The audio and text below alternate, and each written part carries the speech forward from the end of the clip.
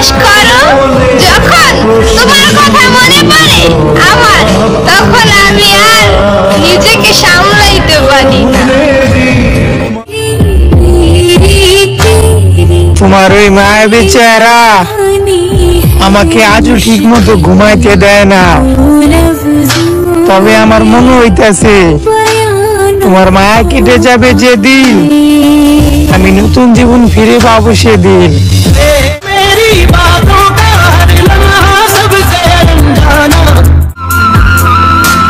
অনেক চিন্তা করে দেখলাম, মেয়ে মানুষ রাগ করলে মুখ শুধু দুইটা কথাই বেড়ে, জানি না কিছু না, জানি না কিছু না।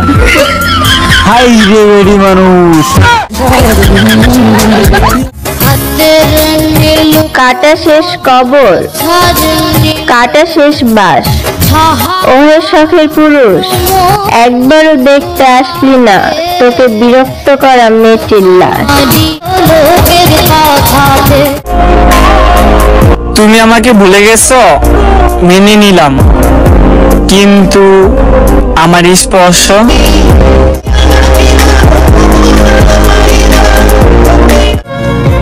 আমি তো রাখতে পারলাম না। সবসময় নিজের খেয়াল রেখো, যেখানে থাকো, যার কাছেই থাকো, নিজেকে হাসি খুশি রেখো।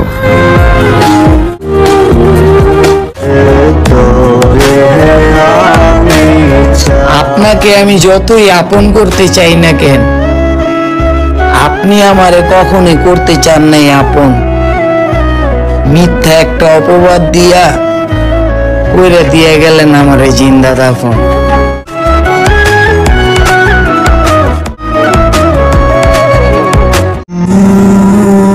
আমার বর্তমান অবস্থা যদি আমার পরিবার জানতো, তাহলে বলতো তুই যা চাইবে আমরা তাই দেব, তবুও নিজের জীবনটা এভাবে নষ্ট করিস না।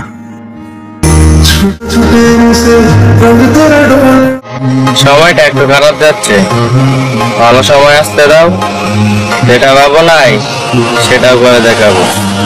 মাইন্ডেড।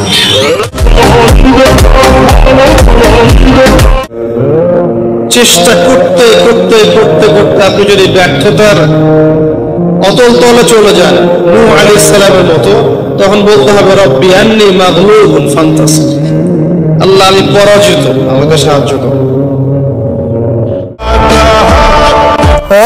মায়াবতী, আমি তোমার দেয়া স্মৃতি এখনো বারবার দেখি, আর তুমি কি করে ভাবলে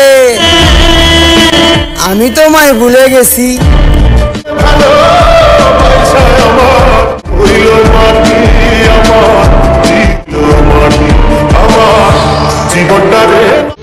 বড় ভাই, আপনি ঠিকই কইছিলেন, ও ছিল না খাঁটি। ও যদি খাঁটি হইতো তাহলে আমার ছাইরা যাইতে পারতো। তোমাকে অভিশাপ দিলাম আমি তোমার জন্য কান্না করেছি একদিন, আর তুমি আমার জন্য কান্না করবে প্রতিদিন।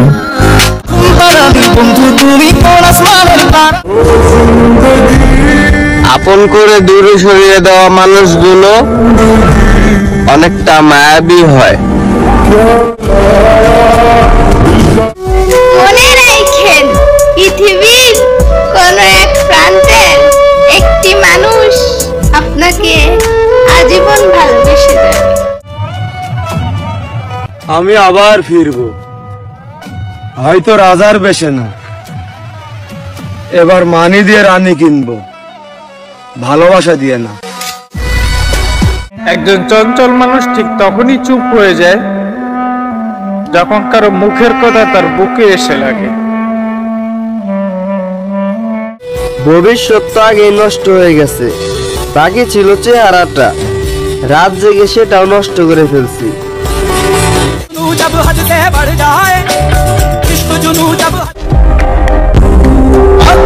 কসম করে বলতাছি, তোমার মায়া একবার কাটিয়ে উঠতে পারলে শুধু এই জন্মে না, 7 জন্মে কারোর মায়ায় পড়বো না।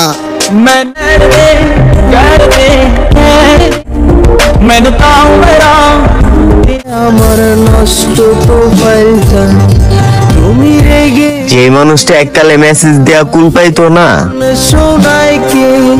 আর এখন ওই মানুষটাই